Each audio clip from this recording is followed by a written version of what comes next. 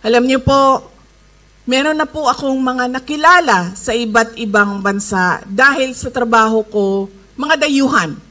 Dahil sa trabaho ko bilang isang vice president at dating education minister. At sa mga nakausap ko, lahat sila nagsabi, it is unthinkable for a government to surrender its citizen to a foreign power. Yan ang eksaktong sinabi sa akin ng isa sa mga nakausap ko.